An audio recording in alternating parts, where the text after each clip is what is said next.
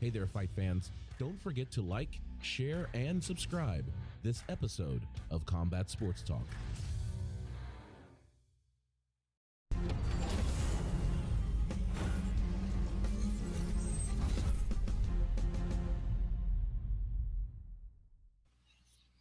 Welcome to Combat Sports Talk, a podcast dedicated to UFC and Bellator discussion, the MMA community, and combat sports in general. I'm your host, Ryan Smith, and already laughing is the man with the keys to victory, John Keys. What's up, my man? Oh, what's going on, man? Like I said, one day we're going to start recording like the 5 minutes before we actually go on air. So everybody can understand why we come in laughing half the time. And I'll just say this, because I was saying that, you know, Ryan was making comments that whatever I say will, that if I'm not too careful, will end up coming into the promo. And I'm like, well, at least I'm not saying Candyman. Okay, because if you say Candyman, now you got to say it consecutively. Okay, right. You have to say it consecutively. We're not going to do that because, you know, we just don't do that. All right. Yeah. So you know, John was starting to say Candyman, and it was funny because I'm like, well, you already said it twice. You know, I kind of follow the Beetlejuice rules, to be honest, where it's like, you know, once you start saying it, you if you keep saying it in pretty close, you know, pretty close to each other, it all counts. So. Oh no, my man says 5 times repeatedly. And people, just so you know, this is totally off topic, but if you actually go to the movie website and you say it 5 times into the mic, it will present the final trailer. I'm not a trailer fan anyway, so I'll let somebody else tell me about it. Well, you know, it's I think that's a really cool, because, you know, in my day job is I'm a marketer, and I really love the fact that they added that little Easter egg to it, that, you know, we're now starting to imagine, you know, using all of this technology, because we are kind of a Zoom meeting kind of society now, that, you know, that people have cameras, you know, that they have microphones, you know, that they know how to use that technology now. And so the fact is that since this thing has an Easter egg to use the microphone to get people to, you know, interact with the website a little more, I think that's an ingenious thing that they've done. So, Ryan, are you gonna go do it? Are you gonna go do it? Go ahead, you man. know, it's a horror movie. I don't do horror movies, man. It's not. Yeah, I guess you can't call it a horror movie. I mean, did you see the originals? Did you see the originals back in the day? What? Nope. Oh man, you know, you need to watch the originals to appreciate what's about to happen. Okay, well, really, you know, and truly. I've heard of it. I'm aware of it, but you know, it's not my thing. You know, I will go and watch a movie like that. The only horror movie that I really enjoyed watching was the Scream franchise. I really enjoyed the Scream franchise. That wasn't really a horror movie. Well, I like thrillers. I like thrillers more than horror movies. Okay, I can appreciate that. Yeah, I can appreciate that. And so it's just kind of that's my thing. Like any of those psychological thrillers, I'm down. Like I love it. But once it's just hack and slash and throwing red blood all over the place. Well, see, that's not my thing either, because I'm more of a you know, because there's 2 types of horror fans, of course, and everybody can agree. There's the seen, and then there's the unseen. And when I say the seen, we're talking about the creatures that you can see, like Jason, Freddy, Michael Myers. Those guys, that doesn't bother me. It's the unseen that really spooks with me, like Amityville Horror, you know, The Exorcist, Paranormal Activity, Blair Witch. You know, those movies right there really mess me up mentally, because I have a very active imagination. So I try to avoid those. But Candyman I ain't about to trip on that. Twice. You did that twice. It's not consecutive. It wasn't consecutive. It wasn't consecutive. It was it consecutive? Yes. Well, I guess I know what I'm doing after the show. Okay. But you said, and I quote, "But Candyman," and I'm like, oh no, here we go again. See, I'm not that dude. Okay, I'm not that guy you should have in a horror movie, because I'll accidentally say it 5 times. You just be like, then the party starts, then everything gets active. You know, you'll be that guy that just gets, you know, you're everyone's sitting there worried and afraid, and then you'll be that guy that's like, you know what? I'm tired of hearing about Candyman. And then, you know, yeah. I know. I was watching you because I was looking at the screen. Screen started looking a little dark there for a second. I'm like, well, that's the end of this show, everybody. You know, well, follow us on social media. I think that's a perfect segue into, you know, the Candyman, things looking dark, and into the show.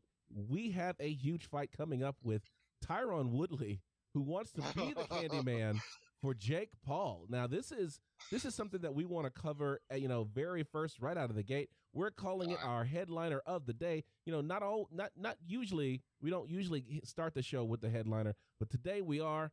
This is the headliner.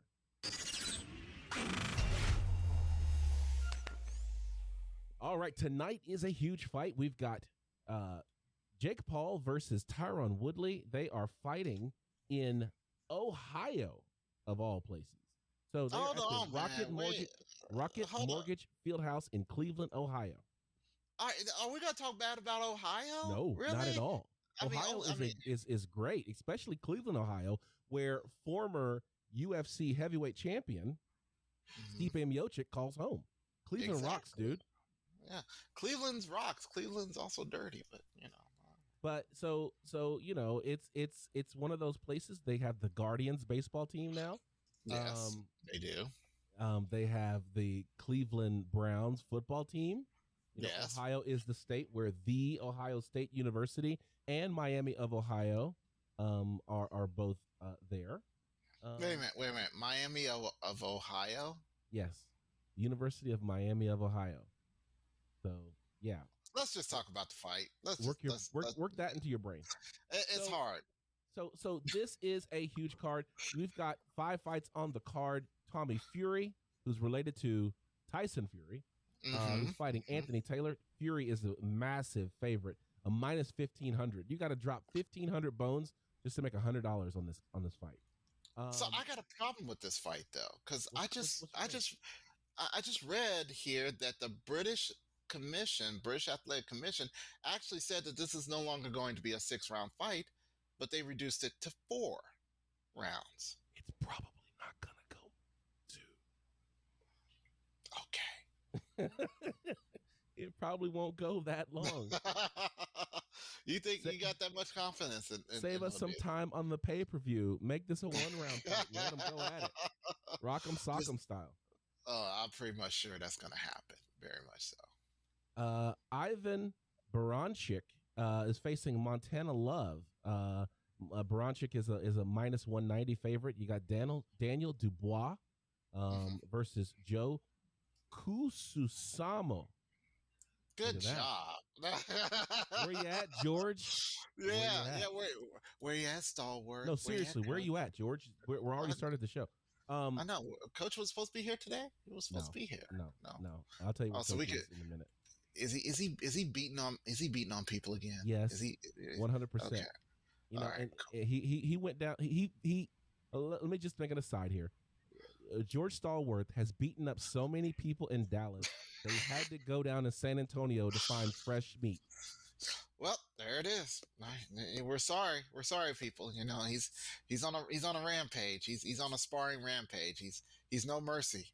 Yeah. So you know, that's what it is. Is that, you know, in order to let his training partners heal, he had to go down 6 hours down to San Antonio.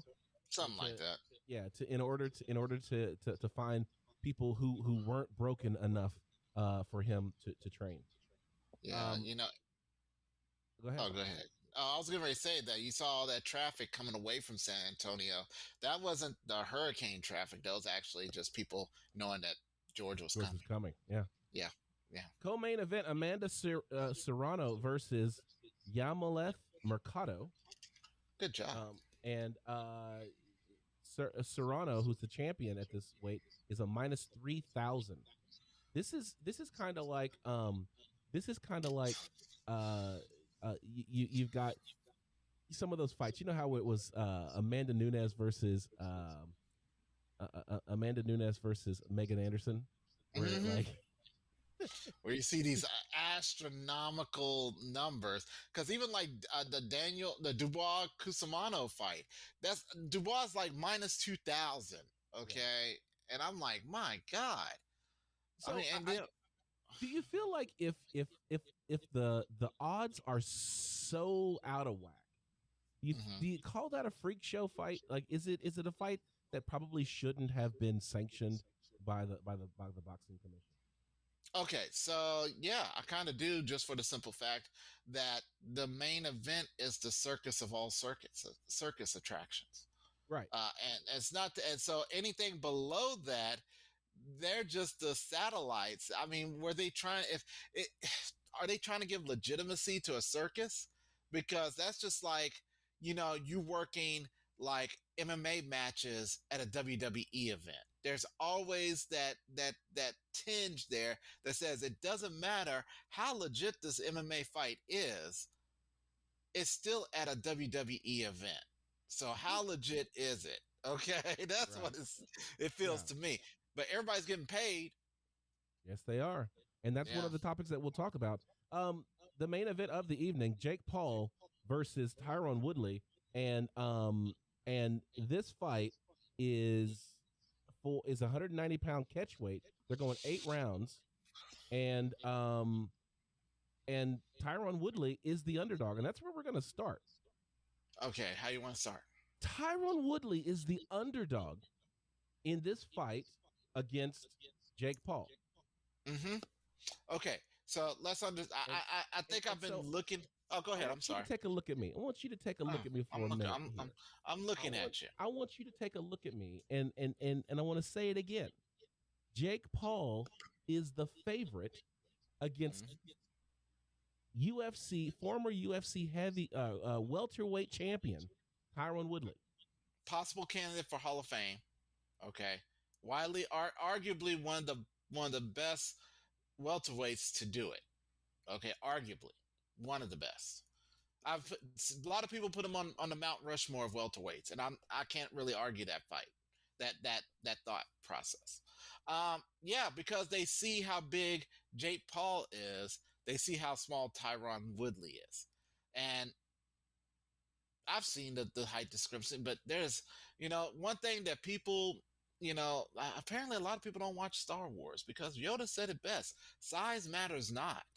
Okay, if anything, if this was an MMA match, then yeah, maybe there's a chance there, because with wrestling, the lankier you are, the harder it is to get all those limbs together to make it a bad day.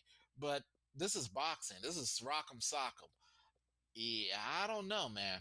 I don't know. I think this is kind of a mismatch. I think either one or two things is gonna happen. Either Woodley is gonna get paid on top of paid when he puts his money on himself, which I do believe he should, or we gotta almost start legitimizing Jake Paul. I think we already have to legitimize Jake Paul. I don't think we have to. I think that when you think about Jake Paul and what he's done so far, everybody that has been placed in front of him, he's finished. So it's like we can discount the fact that they weren't boxers and things like that, but if you discount Jake Paul, then he's fighting people who aren't fighters, but he's not a fighter himself, so he's finishing the people that he's fighting. Like, you would expect a true boxer to finish Nate Robinson. You'd expect him to finish Ben Askren. You'd expect him, a real boxer, to finish those guys, which he has done. So I think that you can start legitimizing him now. I think Tyron Woodley, being the biggest opponent that he's faced so far, if he comes out of there having beaten Tyron Woodley, then I think that there is nothing other that you can say about Jake Paul other than he's not faced a true professional boxer. That's okay. It. I agree. I totally agree. He has to go through Tyron Woodley. If he survives Tyron Woodley, I will say, okay, he's got some skill. But for me to call him a legit boxer, he's got to get in a ring with a boxer. Okay, because right now, anything less than that, I mean, and not taking anything away from MMA, but I've seen too many interviews where Jake Paul's like, I'm not going in the MMA octagon. I refuse. I'm not an MMA fighter. I'm a boxer. Okay, fight a boxer and then I will say, okay, he's a boxer now. Okay, you're if anything less than that, and you're a sideshow, in my opinion. Well, Just let's just remember the only mm-hmm. difference between so what you're telling me is that Mm-hmm. a boxer who makes his professional debut and wins his first fight, he's not a boxer. No, I'm saying that he has to fight a boxer. But Is Tyron saying that he's a boxer now? No, listen. If you get sanctioned, this I'm going to use the John Keys rule. If you step into a boxing ring and you were sanctioned by a boxing commission, that is right. are a boxer. This is a sanction. This is a sanction bout, isn't it? It's a professional boxing match. It is recognized by, I don't know who's the sanctioning body, but it's got to be WBC, WBA, or WBO, isn't it? IBO. Hold on. Is it or IBO? Excuse me. And I don't know I'm a look for those people out there who are listening to us. We are an MMA show. We are covering boxing because the name of our show is Combat Sports Talk, but we tend to follow MMA. So, if we get the three regulating bodies wrong in boxing, don't come for us. Don't come for us. All right. While we are primarily an MMA podcast, we will cover anything that allows fists to face. Okay. Yes. Honestly, we will do that. So give us time. We're getting there. Okay. Yeah. We're getting there. We're almost to Filipino slap boxing. Okay. We're going to get there. All right. I promise y'all. I will say this. We have covered more boxing in the past 2 years than we have in the previous 4. Because of this man, because of Jake Paul. Okay, that's the reason why, because we're like, this kid might actually be legit. And if he is legit, then, I don't know how he might be the resurgence to the boxing world that they so desperately need. Well, he will be, because every boxer is coming out of the woodworks to want to fight him.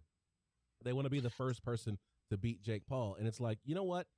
I think that at the end of the day, for as long as actual boxers don't face Jake Paul, they don't legitimize him. Because the one thing that he will escape him, and the only thing that will chase him, is that he's never faced a professional boxer. Exactly. So if you actually get a professional boxer to face him and he wins, then all bets are off, man. He's legit. He's legit, and now you're going to start seeing him work his way up the ranks. So he's 4-0. Come on, man. Let's give him some respect for getting to 4-0. But at the end of the day, you're not fighting for a boxing belt at 4-0. You're not even barely known. The only reason why he's known is because he came into the sport known. Otherwise, if he was 4-0, fighting the people that he's fighting, and nobody knew him, he wouldn't even have these fights. So let's just be clear. Because he has the YouTube following, because he has this whole media asset that he has, him and his brother. So let's put things in perspective. Let's give him the respect for making it 4-0, to stepping into the ring against some very, very athletic people. Tyron Woodley is going to be the big challenge, though, because what happens is Tyron Woodley is a striker who does practice boxing. Yes, he made his living in the UFC wrestling, but Robbie Lawler learned very quickly what happens when Tyron connects. Josh Koscheck learned very quickly what happens when Tyron connects. So let's not act like, Ben Askren never actually knocked anyone out. He maybe had some TKO victories, but he never knocked people out cold. Tyron Woodley has slept some people. Slept quite a few people. Okay, this is why it becomes very interesting, because what we have here, I mean, there's a lot of people that they're discounting Tyron's striking power because he's going to have different, bigger gloves on him. Hey, a punch is a punch is a punch. Okay, I mean, he may not have the explosive power that one might expect, but he's still got power behind it. And it's not like he hasn't been training in boxing gloves in the beginning. Anyway, MMA fighters don't use 4-ounce gloves in training. Come on now. No, that's like they might as well bare knuckle at that point. I mean, goodness. Not saying that I would not be disapproving of that. I would love to see them bare knuckle trained, but that's me. Yeah, I think that's probably going to be counterproductive to preparing for a fight if you're training bare knuckle sparring. Strengthen those knuckles up. Get those nice nasty calluses on there that eventually you could strike a match off of. But that's a different story for a different day. So what makes this a circus, right? So what if it's Jake Paul versus Tyron Woodley? So what if Tyron Woodley is looking for some redemption after going 0-4 in his last 4 fights in the UFC? So what if Jake Paul is this loudmouth YouTuber who fancies himself a boxer? Why is this a circus? Because Jake Paul makes it so. Because he turns this him and his entourage turns this into something more than a competitive sport where we're matching boxing skills against each other. And so this came to a head at one of the last face-offs before the weigh-ins. And there was they did the whole media press conference. They were getting ready to face off, doing all of that stuff. And part of Jake Paul's entourage starts going at Tyron Woodley's mama, whom we in the MMA community know fondly as Mama Woodley. Yes. That was a bad mistake. There's an unwritten rule in at least in the MMA world that Jake Paul had to learn about, and that is you do not mess with Mama Woodley. Yeah, because when I sit here and say that they will come for you in the darkness, okay, literally, if you remember the Avengers Endgame, where all the portals started opening and everybody started flooding out. That was literally all of MMA, okay, coming for him. When Yoel Romero and Jorge Masvidal says, the soldier of God comes, says, hey, let me fight him. Okay, when they team up and it's like, we will come and be there for Mama Woodley. That's a problem. That's real problem. And I don't know if Jake knew that or not, but that didn't, if he knew it, it didn't work out like he thought it was going to work out. If he didn't know it, well, God bless that man, because he may not make it out the ring tonight. Well, that was the thing, right? And so, I read somewhere that the idea was that they were going to extend the whole gotcha hat thing that they did, that Jake Paul did against Floyd Mayweather. Right. Floyd Mayweather snatched the hat off of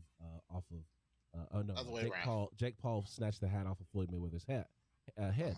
What they were going to do, and what I read, was that Mama Woodley may wear a wig, and they were looking to try to snatch Mama Woodley's wig off. What?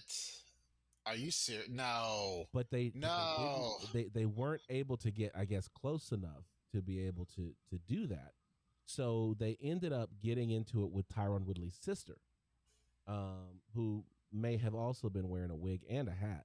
And so that starts to kick off. And so Tyron is on stage, sees this going on, and he comes in to like make things right. So his entourage, they're coming in. Jake Paul's entourage is wearing orange.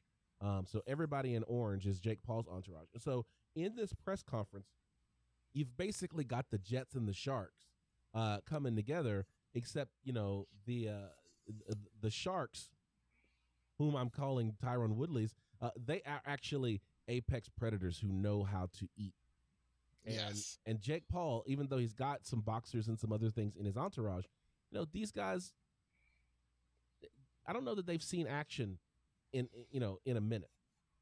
I don't think they know what it's like to get active. Okay. Yeah. I don't think they were about that life that Tyron Woodley was and his crew was about to inflict upon them. And it was showing, because while, they were kind of like ha-ha and he, there was no smiles going on Tyron Woodley's entourage. Tyron went on record saying, forget the money, forget the fight, forget the purse. I don't care about any of that. We're going to defend Mama Woodley. Yeah. I'm gonna wreck this whole building. Yeah. He said he was going to lay out some orange. And I believe that. See, and this is where the whole flinching ideal may have came from. He thought, because at this entire time, if anybody's been paying attention to the whole Jake Paul, Tyron Woodley situation, Jake Paul has been trying to get under Tyron's skin the entire time, and he has yet to do it. Okay, the only person that's really been flinching has been Jake Paul, and he flinched. He flinched then because if you looked at the eyes of Jake Paul when Tyron basically he literally mentally left the stare down and was out in the crowd, you could see Jake Paul's eyes like, I didn't get him. Okay, so we fast forward to their the MVP sit down where they do the face to face, and there's Ariel Hawani, which was and if you got 45 minutes, it'll be a good 45 minutes to 30 or 45 minutes to just watch and really laugh, because a lot of stuff that Jake Paul was saying, and I hate to give him credit, was pretty funny. Okay, it was pretty funny when he's literally trying to bounce it on Tyron, and Tyron's not even having it. I mean, it was literally just it was a grape to a gorilla, really, and it was not working. So fast forward to the final weigh-in, and hold on. I think I want to pause you there, because I think there's some things that we were sending video clips back and forth to each other just to kind of underscore how hard Jake Paul was trying to get under Tyron Woodley's skin. He was calling Tyron Woodley the softest thing in Missouri or something like that. Yeah. And Tyron was like, let me explain to you that this is like real stuff. Like, this is all stuff that you've kind of prepared in the mirror. The things that you're saying, this is all very closely calculated to you. He's like, but all you've been doing is watching rap videos and taking notes on how you need to look and dress and act and talk. He goes, but I lived it. I'm from Ferguson, Missouri, murder capital of the United States.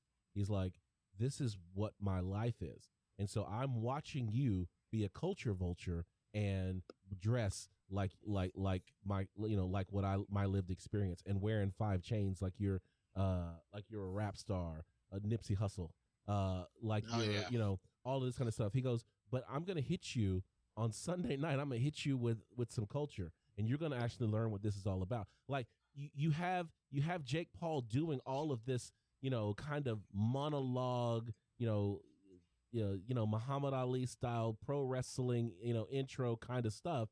And Tyron Woodley is speaking to him as a man and like, no, you don't understand that this is serious to me. Like, this isn't a game. This isn't about showmanship. This isn't about entertaining the fans. This is about getting satisfaction. And I'm walking into the ring and I'm going to finish you. Yeah. And it's like, I was like nervous. Okay, And stop Jake Paul in the middle of a sentence. And I'm sorry, I keep cutting you off. No, that's Jake fine. Paul in the middle of a sentence. And Jake Paul's mouth was like, they had a close up on Jake Paul, and it was like he was just like, exactly. And it's like, dude, you're done.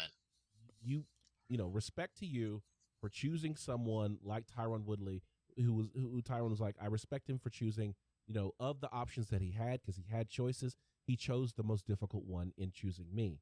He's like, but it will prove to be a mistake. And frankly, the way Tyron Woodley's talking, I've never heard him talk like this. Yeah, even leading up to these other fights in the UFC. Yeah, he is serious. I mean, this is one of those things that he's like, he's going in there to prove to him that he's really not about that life. Okay, and he is going. God, do I say make an example? Is that too hard?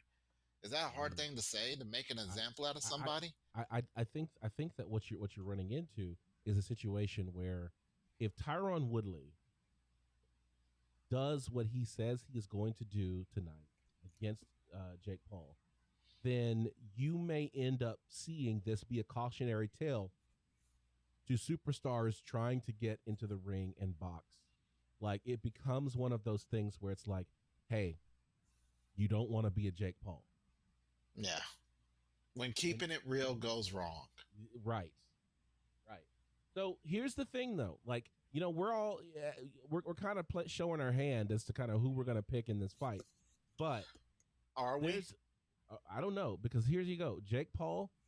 He still has an ace up his sleeve. Reports came out that Jake Paul and Tyron Woodley will not be drug tested for the boxing. Yeah, that was talked about because Tyron kind of put that in there. It's like, are you being drug tested during their face to face? And the one thing that you didn't get out of Jake Paul was yes. Yeah, we're going to be drug tested. He skirted around it. He said everything but yes. And one thing I've learned: anything less than a yes is a no. Anything less than a no is a yes. Yeah, that's right. I was always taught no answer is typically a no answer. I like that. So look at that. So it's going to be one of those things where it's like, okay, so are we looking at EPO? Is that what we're dealing with here? What are we dealing with here? I'm assuming Tyron don't care. He said he doesn't. I'm assuming that Tyron isn't going to fight fire with fire and try to, because we don't know if they're not, neither one of them is being tested. We don't know. Tyron could be juiced too. But I think that when you start looking at what Jake Paul's been able to do, being in a situation where he's not being tested, and he's got a lot to lose and a lot to gain, I don't see why he wouldn't be motivated, or at least, incentivized to try to get an extra. So wait a minute. Advantage. So wait a minute. How are you sanctioned if you're not tested? What it said was that the Ohio State Athletic Commission head told Mike Bone, who is Bone. He's MMA Junkie. He's a reporter for MMA Junkie. The Ohio State Athletic Commission told him that Jake Paul and Tyron Woodley would not be subjected to fight night drug tests. Only athletes to be tested on the card were those competing in title bouts. So, once again, how in the world are you sanctioning a bout that isn't being drug tested? Because it's apparently, so maybe it's not one of the major fighting WBO or WBC, but it is a fight under the Ohio State Athletic Commission as a professional fight. So so maybe that's how they're getting around it. But every state's athletic commission is different. Okay, I'm gonna leave it at that.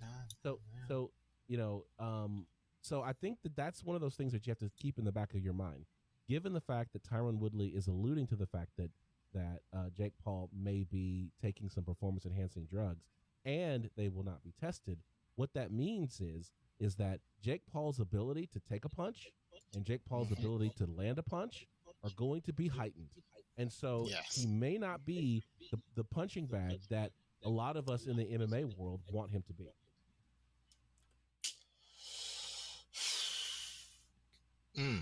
So with that, let's make your pick. Are we ready for this? Are we ready for this? Are we really want to do this? Let's do this right now. Okay, all right. So let's look at all the variables. We've seen that Tyron Woodley is focused, highly focused. He's been training for quite some time. He said this was what he wanted to do originally. So he has passion, he has focus, and he's been training. Whereas we're looking at Jake Paul, who apparently has skill. I'm not going to take that away from him. Apparently he does have skill. However, his attempts to unfocus Tyron has failed every time he's tried. And 3, he's been flinching. If you haven't noticed, he flinched quite a few times. As a matter of fact, he did try to steal your hat maneuver from Tyron, and Tyron ducked out real quick. So to allude to his training. So based on that, on what I'm saying is that under the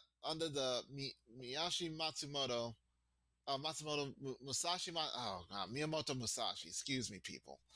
Under Miyamoto Musashi's rules of he who flinched dies, Jake Paul dies.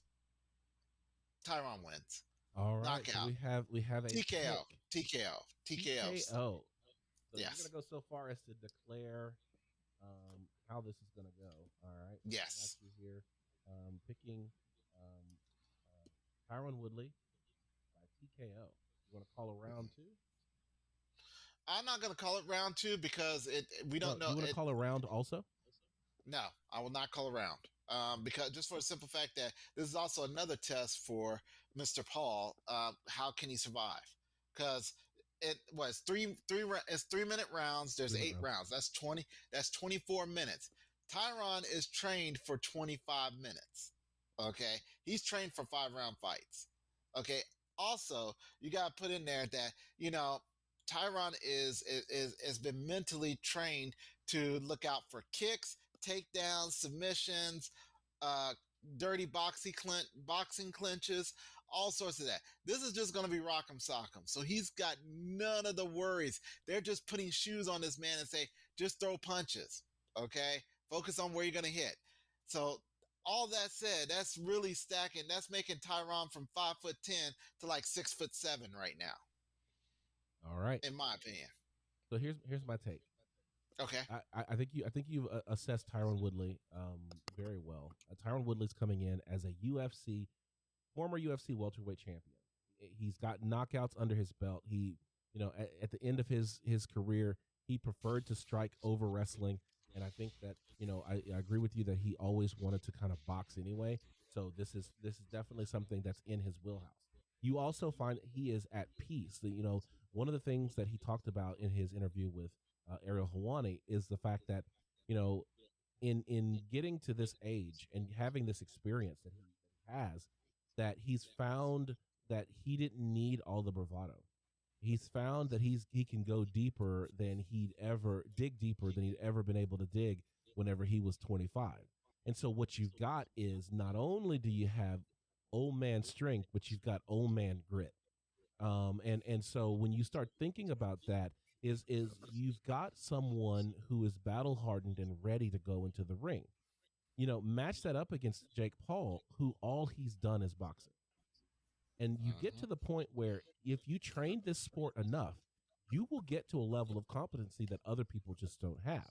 And so we're going to be able to see whether or not Jake Paul is actually gaining the ability to go after a legitimate boxer. Because if you look at it, you see him go from a Nate Robinson who never laced up gloves and did little more than 2 weeks of bag training at a title boxing, right. to a Ben Askren who now had actually been an Olympic athlete and actually had some skills and actually did train some boxing, even though he didn't really use it, to now someone who is, a former UFC champion who actually wanted to box. So we're seeing a graduation of the level of competition that Jake Paul is facing. And I think that is telling about what's going on in the back end. Yes, the front is a party, but the big business is in the back. And he is, ultimately the mullet of boxing right now. And all we're looking at is the mullet, right? The mullet's party in the front. I'm sorry. Business in the front, party in the back. The reverse. So we got a reverse mullet. Reverse mullet. But the sentiment is the same. Is that there is some, there is some intelligence that's taking place in the back that we're discounting. And I think that when you match that with Jake Paul not being tested, having access to, the types of things that we can't do in the UFC, I think that makes him a bit more dangerous, and I think that's going to level the playing field. I'm still gonna go with Tyron Woodley in this fight. Mm-hmm. I would love to see a finish, but I think we're gonna go to decision. Which if I bet that this would go to decision, I would make zillions of dollars because no one. I think it's like 800. It's a plus 800 bet that this goes to decision. And so I wouldn't make millions unless I bet hundreds of thousands. But you know what I'm saying? Yeah.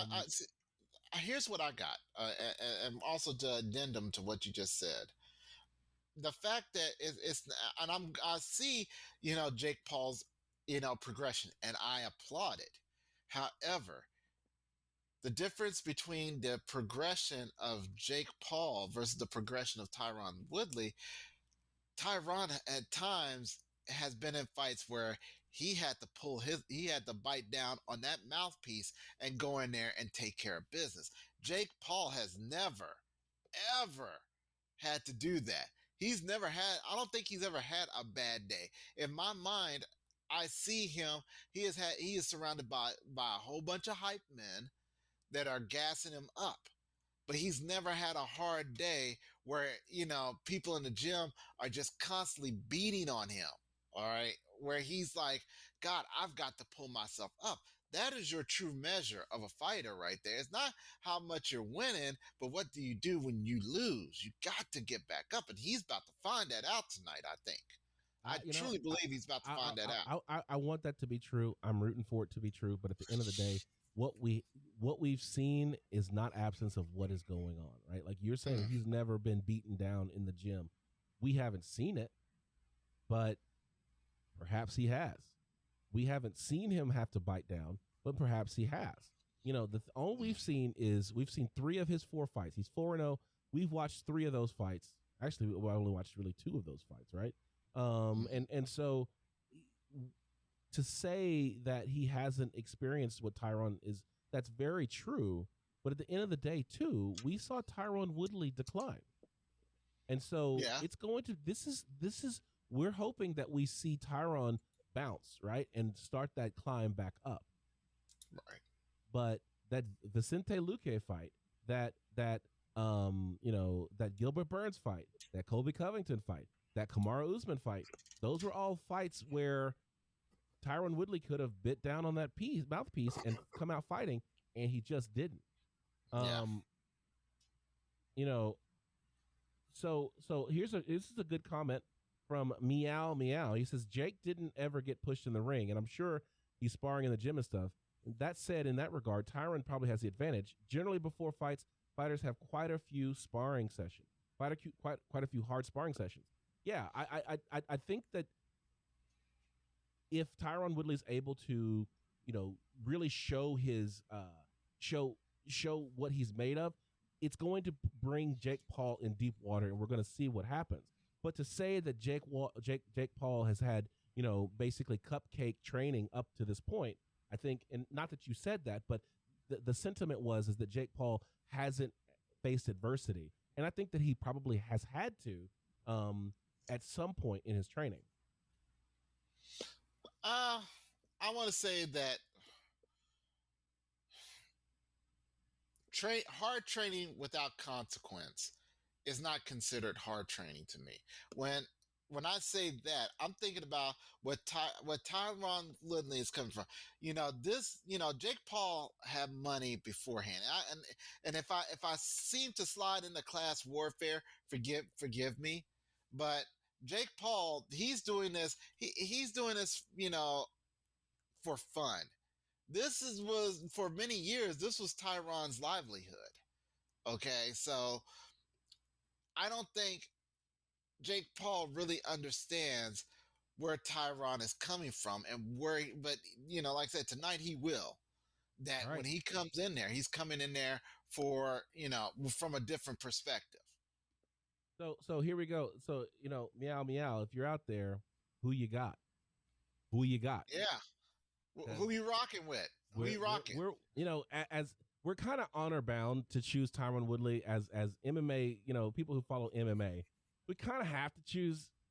At least I feel an obligation to choose Tyron Woodley, but at the same time, I don't feel like that obligation's a heavy load to bear, because I think that he is probably going to win this fight. But at the same time, I just want to make sure that we're not treating Jake Paul like he is lacing up the gloves for the very first time. We keep doing that, and he keeps getting first round finishes. So I'm done pretending that Jake Paul is some kind of poser. He's not. No, he's not a poser, and he very well could walk out of this ring with another skin on his wall, and it's going to drive me crazy if he does. So, yes. So stay tuned next week. Yeah. Well, no, not even next week. We might come off real quick, tonight after the fight and be like, my God, it happened. And, one way or the other. All I'm saying is that I'm not taking anything away from him, because Zab Judah said it. He has some skill. Okay, when one of the best boxers ever sit there and said, this guy can pretty much fight, you might want to take notice. I'm not taking anything away from this guy. However, would I be upset that he got knocked out tonight or he lost? Well, yeah. Well, yeah. Speaking of results, let's go into the official decision. Let's look at the fights that happened on Saturday night. UFC Vegas 35, Barboza versus Chikadze. This is the official decision. All right.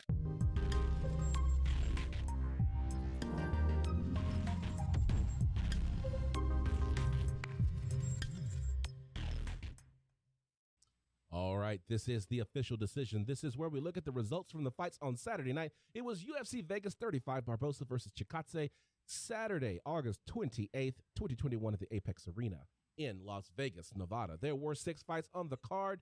There were also some great fights in the prelims that John is going to go over, and we're probably going to have to go back and forth about one of those fights in just a moment. But let's go through the main card first. You had Mahmoud Muradov versus Gerald Meerschaert. Gerald Meerschaert defeated Muradov via submission, rear naked choke at 149 in round 2. Now, Meerschaert was in a little bit of trouble. Yeah, he was. A lot of bit of trouble. But, hey, he was crafty enough. Leave us old people alone. We crafty and we're bitter, okay? We know how to do things. And this was exactly another case of that. Is that, he was getting chopped. He hit the ground quite a few times, and he was just trying to get Mahmoud right into his guard. Come on in. And Mahmoud, for the most part, wasn't having any part of it until he was winning until he wasn't. Let's just say that's how it works. That's what submission happens. Like you're sitting there, you can have me bruised and bloodied, cut and scratched, but if I can wrap my arms around your neck, it don't matter. Yeah, you will tap. It don't matter. You will tap. In the next fight of the night, we had Andre Petroski versus Michael Gilmore. Petroski defeated Gilmore via TKO in round number 3. Then, you want to talk about that one? No. It was Petroski. He was putting the blows to the guy. I mean, there was nothing to it. He came out there angry. He had his hammer and sickle right there. Even though he's from Philadelphia, he was repping his blood. All right. I got nothing to say, but he came out there mad and angry, like he had something to prove, and proved that he did. Yes. In the next fight, you had Kevin Lee versus Daniel Rodriguez. Daniel Rodriguez took this fight against the Motown Phenom on 2 weeks' notice. Now, Daniel Rodriguez is a guy who wants to always stay active, so he was in shape. Was able to take this fight on 2 weeks' notice. It's always a risky move taking a fight on 2 weeks' notice because you're planning for one fight and you're looking at the weaknesses and training to exploit the weaknesses of one opponent, and then those opponents change, and now you're kind of having to learn your opponent quick. Now, both of them suffer the same disadvantage, but at the same time, the risk of the higher-ranked, more well-known fighter goes up. Because if Daniel Rodriguez were to lose that fight, then it's like, oh, well, he only fought on 2 weeks' notice, and Kevin Lee is really good. Or Kevin Lee, who did lose this fight via unanimous decision, 29-28 on all 3 cards, now we're sitting here saying, where does Kevin Lee go from here? Bellator. So that's the question, because Kevin Lee right now is 1 win and 4 losses in his last 5 fights. So, there's the term that we're coining is he going to get 60'd, right? Dana White at the end of last year said there are about 60 fighters on a list that he's planning on cutting from the UFC. And we've watched as, well-known fighters that we've kind of loved to watch over the years are getting cut and sent on their way. And so Kevin Lee is right on the cusp of that, in the fact that he's only won 1 fight in his last 5 outings, many of which he's looked pretty bad. Daniel Rodriguez comes out there and rocks Kevin Lee. In the second round, in the third round, Kevin Lee was able to get a takedown and win that first round. But Rodriguez came out in the second, came out in the third, and you watched just really the fight go out of Kevin Lee's eyes.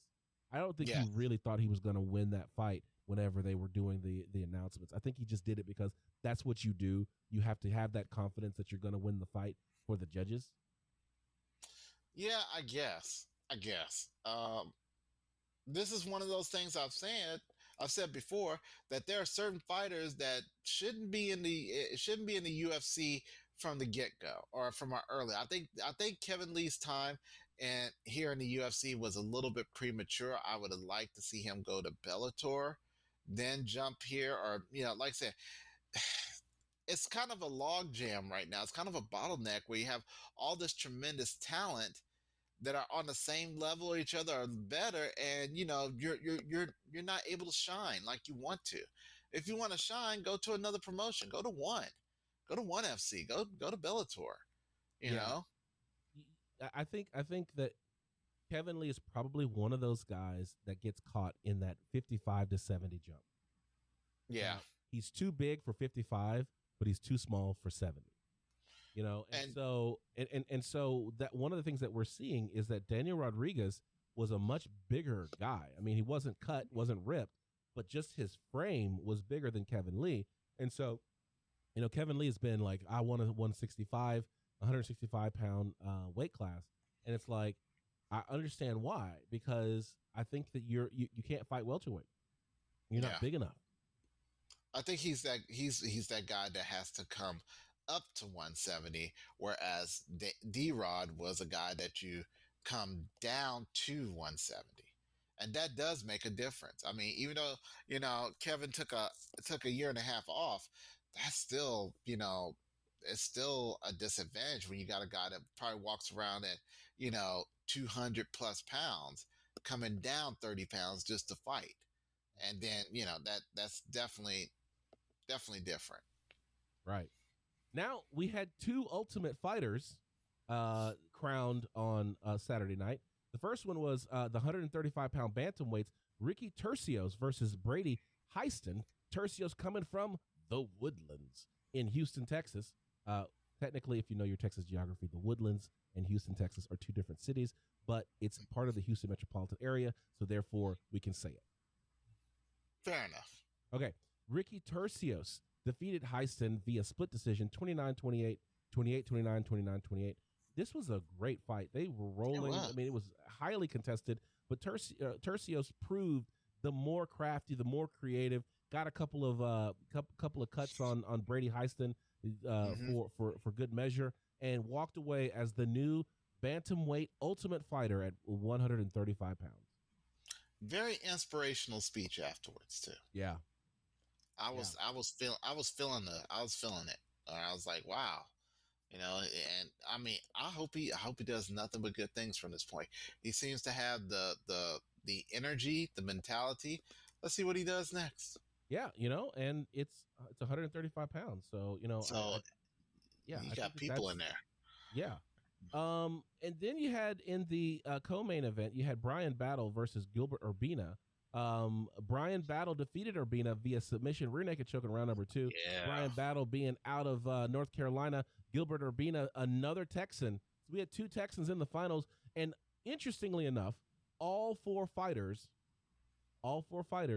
were out of Volkanovski's camp in the Ultimate Fighter. Yeah, about that. Yeah, so there was no representation from T-City Ortega. They all got eliminated. So four teammates had to fight each other for the Ultimate Fighter Championship. All of them were Team Volkanovski. So, that fight right there was really, really good. I thought Battle was in trouble because Urbina was teeing off. He was getting super aggressive in the first round, but then in the second round, he just seemed like he was slowing down. And Battle was like, "Oh, I got this," and he really started laying his game plan in. Interesting fact: I think this is not the first Urbina we've seen. I think there were two other Urbinas that went through the Ultimate Fighter in years previous, and they didn't make the cut. I think he is the first to make the cut. As a matter of fact, so to upgrade. And eventually, I mean, if everything goes like by upgrading and progression, the next Urbina should be the one. Okay, so um, that's all. I mean, I'm not trying to take anything away from Gilbert because, like I said, I don't want Gilbert. Gilbert, he's from the Rio Grande Valley. I don't want him to, run up on me. Yeah. So and this is the thing that even though Brady Heiston and Brian Battle, Brady Heistan and Gilbert Urbina did not get crowned the Ultimate Fighter, it is a high probability they're still going to get a 2-3 fight contract with the UFC. Just won't be six figures, right? It'll be they'll have to fight their way up. But I think that they will be able to make their they'll be able to make their UFC debuts, the professional UFC debuts. I guess they technically they did on Sunday night, but they'll be able to have a career. Hold on for a second. Yeah, absolutely. So in the main event of the evening, we had Edson Barbosa versus Giga Chikadze. You had Edson Barbosa, who's one of the most electrifying fighters in the featherweight, and he made his name as a lightweight, but he recently moved down to featherweight, and he hadn't lost a step. Might have actually been bigger than those guys, and being able to really show what he can do. He was 2-1 at featherweight right now, and coming in against Giga Chikadze, who's got a lot to prove, who believes that he is the best striker, not only in the weight class, but perhaps in all of MMA. And we all know about his patented Giga Kick. Is that what we're going to call it? The Giga Kick? It's what it's called. It's called the Giga Kick. I mean, and don't get me wrong. I mean, it's effective. It's a nice. What they call it. They call it the Giga Kick or the Giga Kick. It's Giga. I mean, they didn't call it. Boss Ruden's liver strikes, the El Guapo attack. They never called it that. Well, that's because they back in the olden days, they were crap at marketing. Now you got the Giga Kick. Fair enough. Okay, fair enough. I guess So yeah, and so we saw this kick land over and over again. I mean, it was very much a competitive fight in the very first round. The problem that we ran into is the fact that Giga Chikadze proved to be a little bit faster, proved to land one more strike. He was always just one step ahead of Edson Barbosa. And so it really started to materialize late in the first round. In the second round, it was very close. I think Edson Barbosa made a couple of modifications to his strategy, was able to land a little bit more. And then Chikadze, and this is something that I wish George was here for, because George always talks about you set a pattern, you create a pattern, and then you break the pattern. Yeah. And so Chikadze had been giving this pattern to Edson Barbosa, where it's like, hey, I'm gonna throw jab cross, I'm gonna throw jab cross, and maybe I'll kick. And he was doing that, and what he did was he throws the jab, throws the cross, and instead of throwing the kick, he rushes forward and just throws this gigantic right hand on Edson Barbosa's face, rocking him, and it was the beginning of the end. Like at that point, Barbosa was trying to wrestle, trying to grapple, was able to try to get a heel hook in. Chikadze was able to get himself out of it, put himself into a to a position to do what was it? He had I guess it was an Americana, went to a Darce. Yeah. Or it was a guillotine, went to a Darce. And from that, he was smart, because what he did was he actually let go and stood up. And when he let go and stood up, Edson Barbosa, who was rocked, and you can see this, Edson Barbosa, who was rocked, feels that Chikadze lets go, and so Edson Barbosa is like, okay, I'm going to stand up. And so Edson Barbosa stands up without any protection. And Chikadze is right there with another boom. And a mollywop. And he just got him. And that was basically it. Finish off with some hammer fists and some late strikes. And that was it. Giga Chikadze defeats Edson Barbosa via TKO at 144 in round number 3. masterful storytelling there. Yeah, there is nothing there is nothing that anybody needs to be, Edson Barbosa does not need to be ashamed of this fight. Okay, he fought a monster, and he did come up short, but it was like, what can you do? He was there. He was always there. I mean, just wasn't his night. I'm happy for Giga. I'm happy that he's not backing down. He's not calling for no easy fights. He's calling for the next hardest fight that he could ever call. Who is it? Next to Max Holloway. Call for He is Max calling Holloway. that would be a very interesting fight to see, because I miss Max in the ring. I really do. Well, if you're ever going to have a fight where you're trying to figure out who the best striker is, I think starting with Edson Barbosa, going to Max Holloway, you're picking the right ones. So if you can get that Max Holloway fight, I'm down to watch it. I'll pay pay-per-view dollars for that. Yeah, I mean, he's really fighting. I mean, we really need to look at his kill list that he's had so far and see what type of striking statistics that these fighters have, because it could be that he is going to end up calling himself the best striker in the UFC. Because if you think about it, Edson Barbosa, his strike percentage is high. We look at Max Holloway, his strike percentage is high. I think he is the best, if not the top 3 in the entire UFC. So with that said, I think Giga wants that title. I think if anything, he wants to be known as the monster striker of the UFC. Well, why don't you tell Dana White? I mean, MS UFC belt could be created. We're throwing belts around: BMF, MS, Monster Striker. Let's just make fake belts all around. That haterification is not a good look on you, sir. I'm not bitter.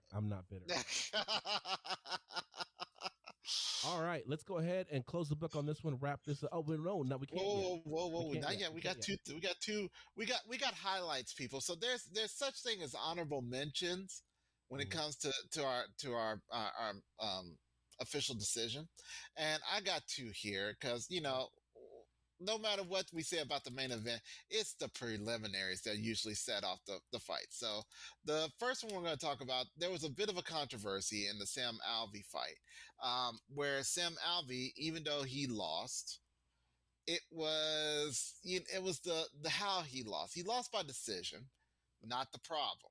Okay, he really wasn't. He really got outclassed. However, his opponent struck them in the eye so many times that he had not 1 point loss, but he lost 2 points for the entire match. My problem with that is that when they called the decision, they called the count that they gave, it should have been like 28-27, but they ended up doing a 29-28.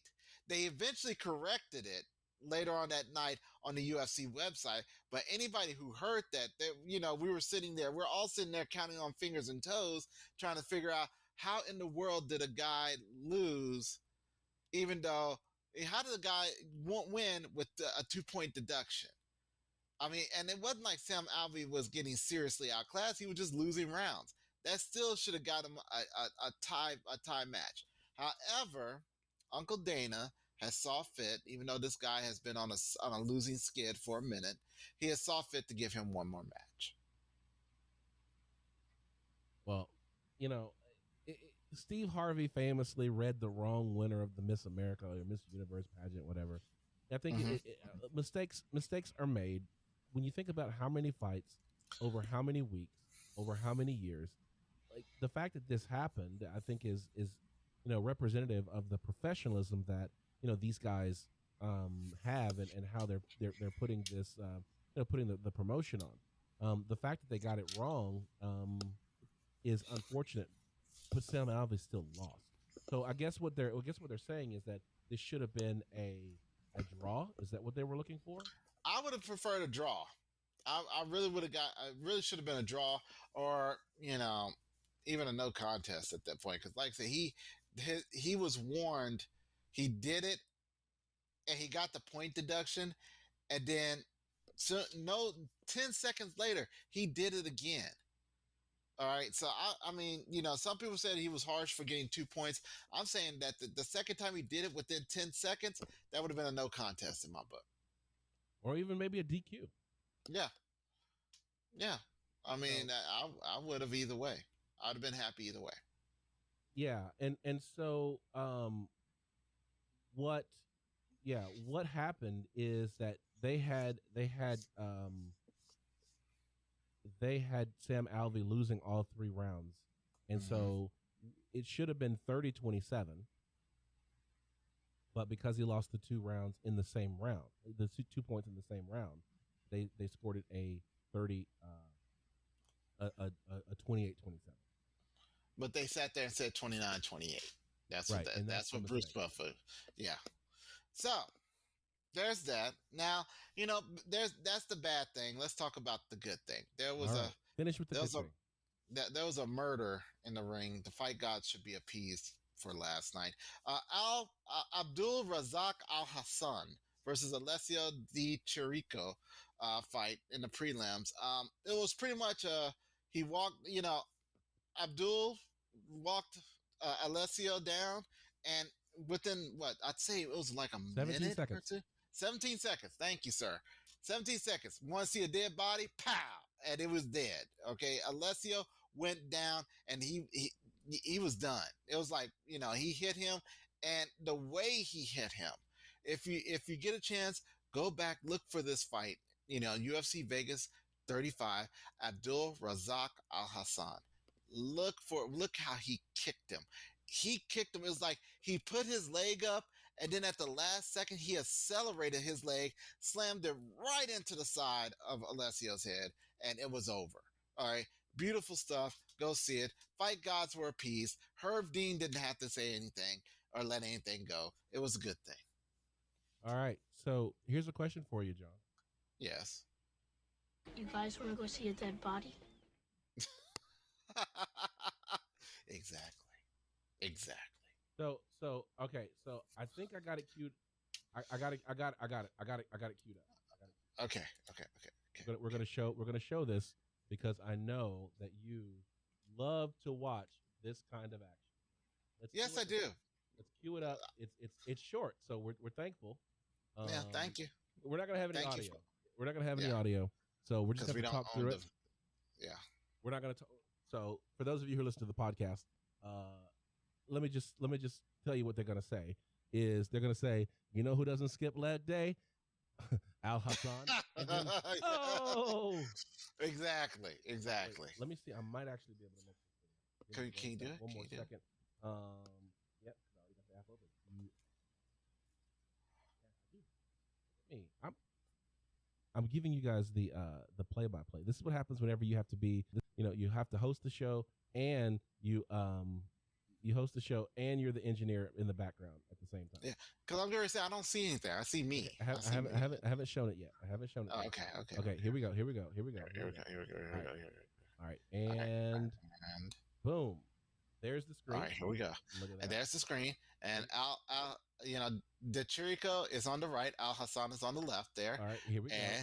And that's a Mac. Let's hit play. Let's put it out there. Yeah, that evil Mac. You know who doesn't skip leg day? Yeah, right. Abdul Razak Al Hassan. Lower half, man. Oh my goodness! Wow!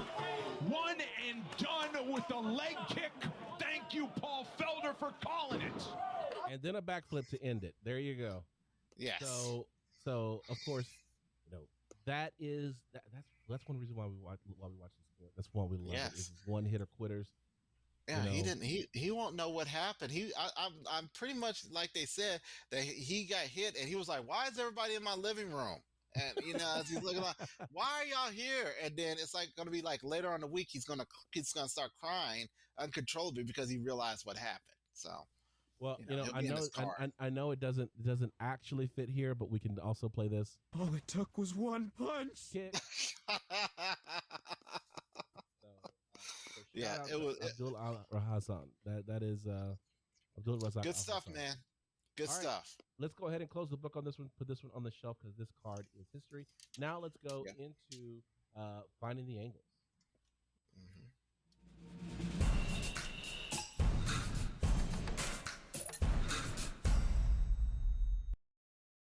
This is Finding the Angles. This is where we talk about headlines that are making their way into the UFC world. I'm gonna skip and save what's on the top of the run sheet this week for next week's show. Why? Because I think that it's gonna take more time, and hopefully we'll have George here, maybe even have Kalechi here to discuss line 37. But we're gonna go ahead to line 39, and this is UFC launches Rebuilding Together initiative, plans a gym rebuilding involving Stipe Miocic, and it's always funny. It's always funny when the UFC does something good, because it's usually Kalechi not here to be able to have to acknowledge that the UFC isn't always evil. And so I think it's really awesome that the UFC, in partnership with Modelo, they're going into the community and into revitalizing some of these gyms. And so it's once again the opportunity for these organizations to give back and to really begin to foster the next generation of fighter in some of these communities. Now, I'd love to see what other communities they have planned, but in Elucid, Ohio, they're going to... Stop. It's not Elucid. It's Euclid. Euclid. Sorry. Euclid, Ohio. Yes. Man, I don't know. Yes. Like I said, I just I'm from the region, dude. I'm from the region. Indiana, Kentucky. Ohio's right next to us. We know these names. All right. Okay. It's Euclid. not for sales. It's for size. It's not for size. It's for sales. Remember that. All right. Euclid, Ohio. They're going to Revolution Fight and Fitness. This is where Stipe Miocic first laced on the gloves, and so if they do, I think that'd be pretty awesome. That when you have someone like Stipe Miocic be able to go back to his hometown and start rejuvenating these gyms and turn that into a place where we could potentially see great kickboxers, great wrestlers, grapplers, or maybe even Olympians, which we'll get to in the next story, coming out of these places where the UFC is giving back. I love it. I always appreciate when we see things like this, not just from an organization that's going back and say, you know what, we need to bring out this next generation of fighters. I like it when any organization goes back and revitalizes a community with what they have. All right. If basketball, if they go back and say, we're gonna rebuild all these courts in the city or in this part of town, that's great. I love that, because that just shows a human side to a killer sport. Okay. I'm all for it. I hope that Uncle Dana and the rest of the UFC will continue to do that. Maybe, get all the fighters, or at least the champions or the former champions, become a sponsor for a program like this, where they can go out into their communities and say, I would love to see Tyron do this. Yeah, I was thinking the same thing. And Ferguson, go to Ferguson, because we need these places where kids can go. You have all these fighters who say, get that in, they all these fighters say, well, if I hadn't turned to fighting, who knows where I would have been. If I hadn't turned to fighting, I'd probably be dead. All of these times these fighters talk about that.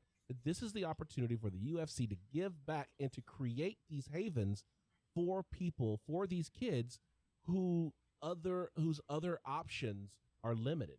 And there are few places that are more limited with options than Ferguson, Missouri. So I would love to see the UFC, and maybe that's what's going to happen. If Tyron Woodley is able to get this win tonight, maybe having done Uncle Dana a favor, the UFC will go back to Ferguson and clean up a gym for kids to go to. Exactly. Quit putting all these UFC gyms in the fancy area. Put these UFC gyms in the hard hit areas. Give these kids an outlet for this energy, that the pent up energies that they have. All right, because I mean, what I would love, and just me going on a personal binge right here. My son is in football. Okay, that's his release. Okay, but if my son didn't have football, or if he said this year that I don't want to, play football anymore, you best believe I was taking him to a boxing gym. Okay, you best believe that, because I know that a physical sports like this is what kids need. Okay, they need to get that aggression out, because in the stressful world that we have right now, this is an outlet that they most definitely deserve. One of the things I was thinking about as you're talking about it, at the end of the day, Dana White has always said that, the reason why people love the fight game is because it is us at our most primal. At the end of the day, we are predators. We are hunters. We are, our eyes are in the front, not on the sides. That means that we keep our eyes on the target, and that means that we are apex predators. And so when you are in a society that looks down upon that level of aggression, some of us need the ability to go and get that aggression out in a place that could be done in a healthy and controlled way. And so when we don't, that's where we invite some of the challenges that we face within our society. And as you're talking about, with the pressure that we find in our society, when you have limited options and you have this level of aggression to get this out, then you run into situations where you run afoul of our societal norms. You run afoul of the laws that we have set. And in doing so, we aren't helping ourselves out by not investing in it. And so when you have a sport that's dedicated to this craft at the highest level, I think that it only makes sense that basketball should be building basketball courts, that football should be providing the means for these kids to play football. And it only makes sense that if the UFC is going to be legitimized as one of the great professional sports in our nation and perhaps in our world, they will do the same and start giving back the way that they're doing here in Euclid, Ohio. Amen. All right. Somebody who I don't know what his background is, but Gable Stevenson, who was a Olympic gold medalist this year at the Tokyo Olympic Games. I don't know if he went to wrestling because he was one of those kids who needed an outlet, but he definitely did turn his craft into gold. He is an amazing wrestler, and now everyone's asking, now that you've been to the mountaintop, what are you going to do after you go to Disneyland? And he has multiple options. The top two being going to WWE or to the UFC. We talked about this last week. Well, Gable Stevenson was in Steveson, by the way, not Stevenson, Steveson. Gable Steveson was in Vegas, and everyone just kind of assumed that he was going to talk to Dana White, and he was like, "Look, I was busy. I had a lot of things to do. I didn't have a time to speak to Dana White. He wasn't on my agenda. But Dana White has my number. Dana White knows how to reach me. I'm an Olympic gold medalist. I ain't chasing nobody. They can chase me." And I like the attitude, but you can only have that attitude when you have options. And the fact is that Vince McMahon has already spoken to Gable Steveson about potentially becoming the latest in big monsters in the WWE. And for those of you who are, who follow that activity, that entertainment, we know that, what was it, Goldberg? He's still fighting in WWE.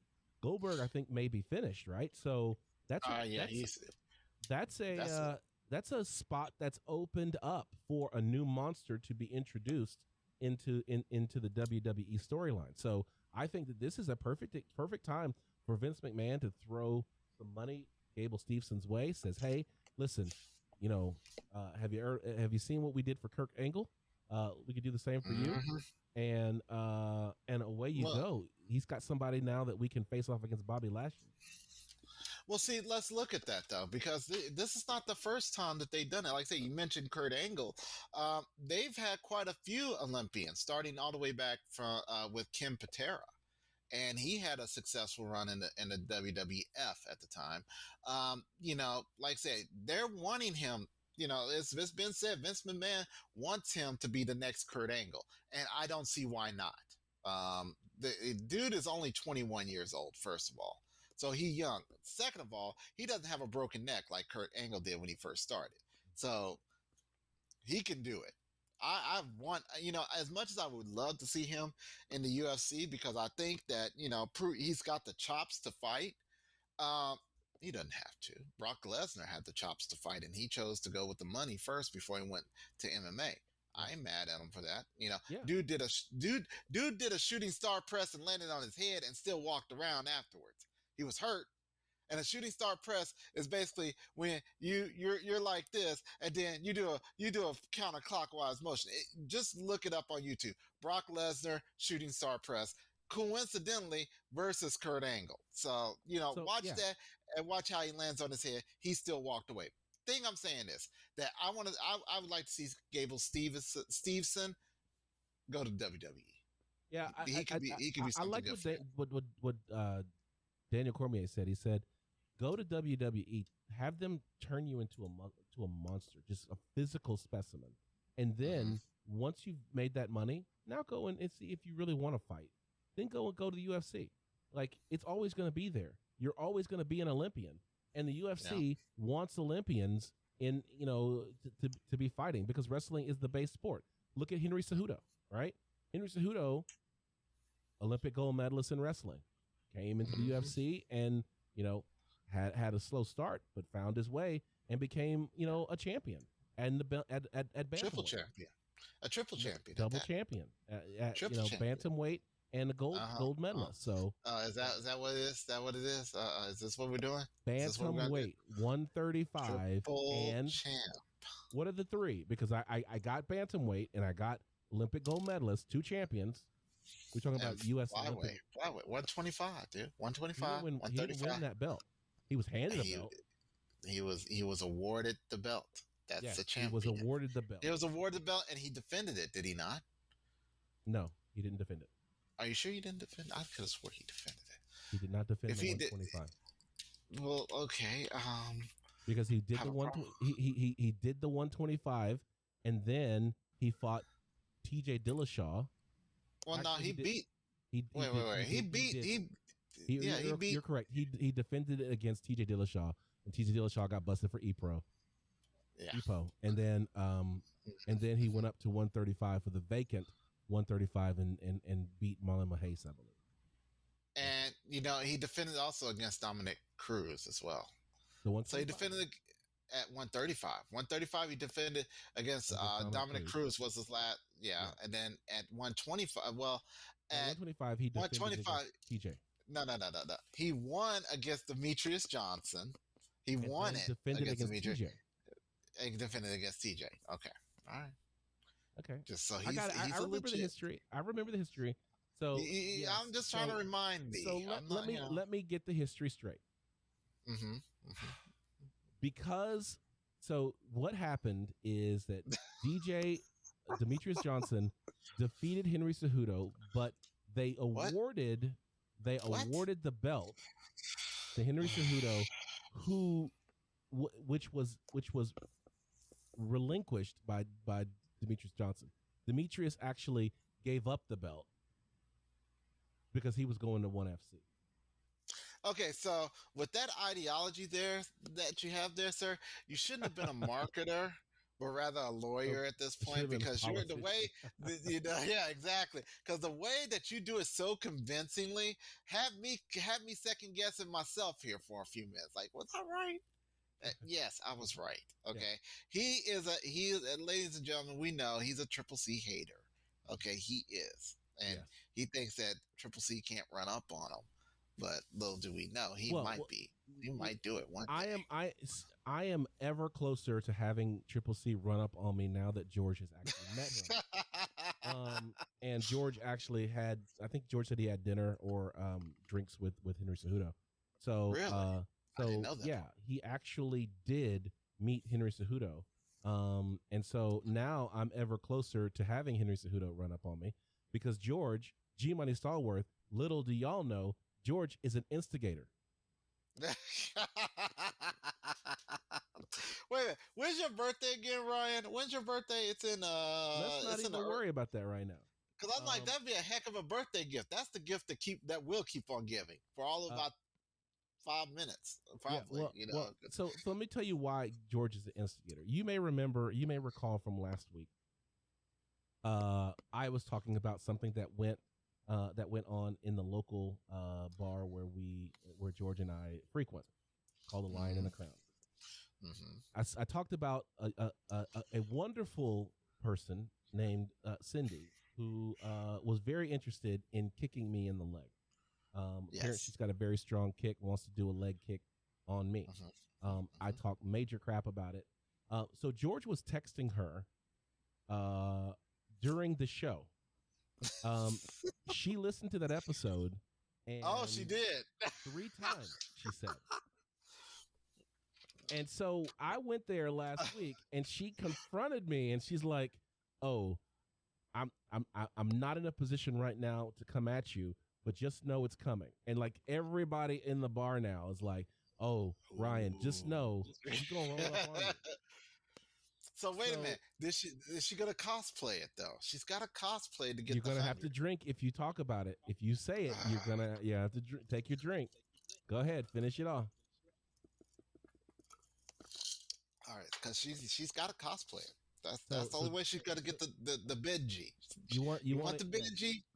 Cosplay it. So we are now on Ryan watch to see if Ryan actually gets assaulted by Cindy and or other people within her circle who also heard the episode and wanted a piece of me. So it's like I can't afford to have Cindy's crew and Henry Cejudo rolling up on me at the same time. This is like the absolute worst in a comic book when all of your rivals show up at the same time, and it's just a beatdown. So So I'm gonna have to say is that Henry Cejudo, Cindy, you guys, I'm just joking. This is a bit. Don't be real.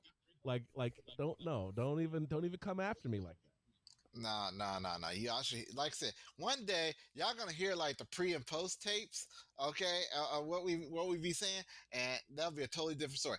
All I'm gonna say about this, on Ryan's behalf is, remember, people, $100 if you come up with a cosplay of Chun-Li and you videotape it. All right, I got a Benjamin for you. All right, solid Benjamin. What? If Henry Cejudo shows up with in Chun-Li attire, that's gonna be scary. That's gonna be totally scary. But he's the king of cringe, so he might do it. Yeah, he might. Speaking of Chun-Li is my favorite Street Fighter character fighting out of China. This segues nicely into UFC 268, which has recently been announced, and Rose Namajunas is fighting Zhang Weili from China. They're going right back to the rematch, which I think is a terrible idea. Should be Carla Esparza. We should be seeing that fight as opposed to Zhang Weili, who got head kicked in like the first round. Like, don't need to see the rematch there. Well, okay, so the only reason why I think that this may be happening is that maybe Carla's taking a break or something like that. Just needs a little time, because I follow Carla on the gram, and she's been around the world, okay, since the last fight. So I mean, maybe she's not mentally there yet, but I mean, Zhang Weili, I mean, if you remember the fight that she got knocked out, and she didn't think she was knocked out. Yeah, as a matter of fact, I don't think I think she was she got knocked out, and she was like, "Okay, I'm in the ring now. Why is everybody stopping me? Okay, I'm here now. What are you talking about? I got knocked out. I just got in the ring." And yeah, it was pretty bad. But so hey. This is the co-main of the rematch between Kamaru Usman and Colby Covington. So this card, if you're going to buy one card, if you're going to spend your $80 or however much it's going to cost by the time this card happens on a pay-per-view, this is the one. UFC 268 happening November 6th in Madison Square Garden in New York City. This is the card that you need to buy because you've got Kamaru Usman versus Colby Covington, Rose Thug No Hair Namajunas versus Zhang Weili, Michael Chandler versus Justin Gaethje. Luke Rockhold finally took a fight. He's fighting Sean Strickland, who recently defeated Uriah Hall. You've got Frankie Edgar versus Marlon Cheetah Vera, Bobby Green versus Al Iaquinta, Irene Adana versus Jermaine Durandamy. Like, This is a fight. This is the card. Like, if you've ever Yeah. seen a card worth watching, it is this card. So please save your dollars. This Don't go is to the true. state fair. No. Go and save your dollars so you can buy this card. UFC 268, November 6th.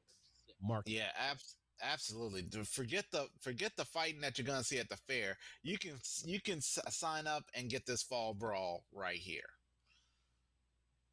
Yep. Last thing, we're gonna skip Paige Van Zant putting a Marine to sleep. You probably would enjoy it if you haven't seen it. It's hilarious. It's hilarious. As an Army, artillery guy. Not artillery, ordnance. Ordnance. Okay, sorry. Yes, ordnance and artillery. While we supply the artillery, we are not the gun bunnies. Okay, we are the BB stackers. All right, remember that. Got it. Ordnance, not artillery. I've been telling everyone you're artillery, and I meant ordnance. Well, then now everybody thinks I can't hear. Okay, great. Now, okay, everybody thinks I got a hearing aid. All right, Jesus. I'm sorry. I apologize. Last thing, man. you may have heard me